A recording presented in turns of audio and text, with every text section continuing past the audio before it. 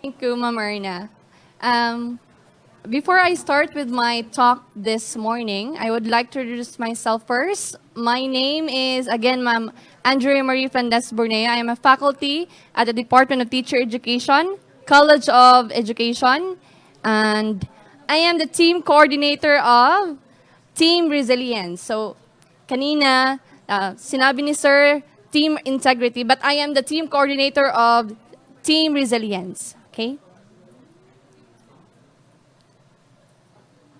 Okay, so my topic for this morning is the expected output for the education students. Okay, these includes the BEd, the elementary education, the BSED or the early childhood education, all majors of the secondary education, the BKEd, the culture and arts education students, and the physical education students. So all the education students that are enrolled in the CWTS. So kamutanan. So you are going to have the community project or the community engagement project called I Wanna Read. So by the term itself or the topic itself, it's all about reading. Okay. So in your community engagement project, you are going to conduct or to implement uh, a project about reading. So before I talk about reading, so reading is an active process, by the way. It is a cognitive process that decodes or a purpose that helps the reader to direct information towards a goal and focuses their attention. So without a student know how to read, they cannot proceed to another process. So at first, in the foundation of our education, we need to know how to read in order to understand information towards our goal. Okay? But apparently, in some of our community, there are still students no that they don't know how to read. Some are struggling. Okay? Some are struggling pa. They find it hard.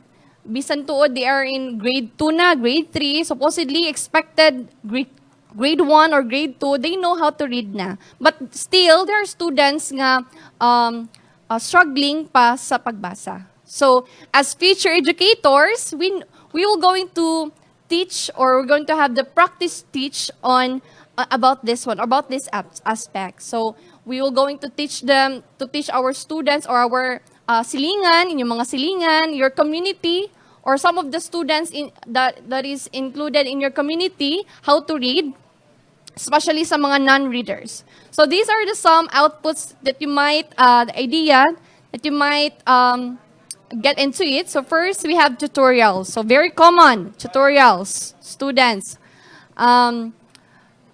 Next are for tutorials for struggling readers, especially sa mga non-readers, no?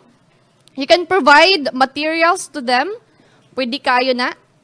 Next is, you can also have the reading assessments to assess them if asa sila nga level or asa sila dapit, kinahanglan ka mo go into deeper into ana.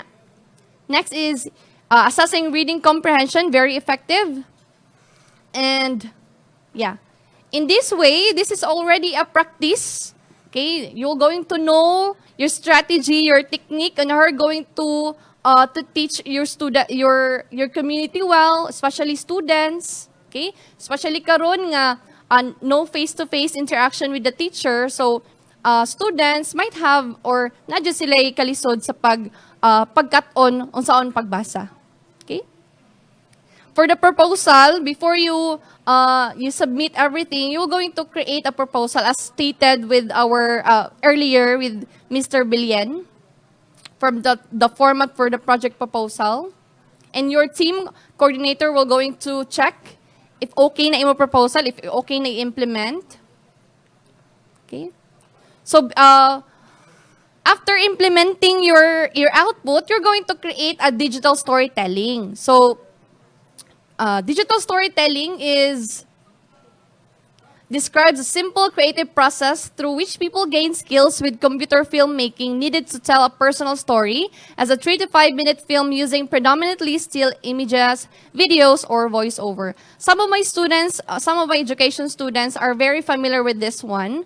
I don't know with the first year, but apparently we're going, this is very easy because it is all about sharing and connecting experiences and perspectives to your community. And it's also about contributing and collaborating with others or through community engagement.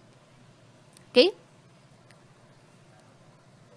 Now, the content of your digital storytelling is your community engagement project. So, the documentation includes the pictures or your videos. So, you're going to capture the document from the very start up to the very beginning. If there is any changes to your project, if nakatigubag ba sa ang mga pangtudluan, or if there are any progress about that one. The reflection, of course, very important because here you're going to emphasize your realization if they learn something from you, or if how unsaon jud ang kalisod sa pagtudlo, especially in the strategy and on your technique on how you're going to teach your students. Okay. Okay, I have prepared 5 steps for you to create your digital storytelling. So step 1, as I've said earlier, come up with an idea and write a proposal. So for education students, all the education students, you are required to create a project about reading, or what we have called here, I wanna read. So create a purpose, the goal of your project. Yeah. For the step 2, you have to research, conduct, and learn. So you're going to implement your community engagement project kung ma-approve na sa inyong team coordinator. Now for that step 3, okay, you write a script. So before you start with your digital storytelling, you create a storyboard. So before you do the voiceover, do the editing, create a storyboard para hapsay ang pag-edit nimo sa imong digital storytelling. Okay? Now for step 4, pull it all together. Okay. Gather your images from the very start up to the very beginning, your videos, if naa, and do the voiceover.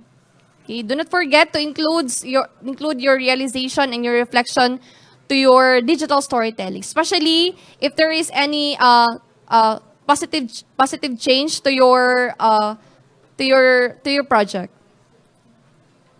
Okay. There's at least 3 to 5 minutes for your digital storytelling. 3 for the minimum and 5 minutes for the maximum.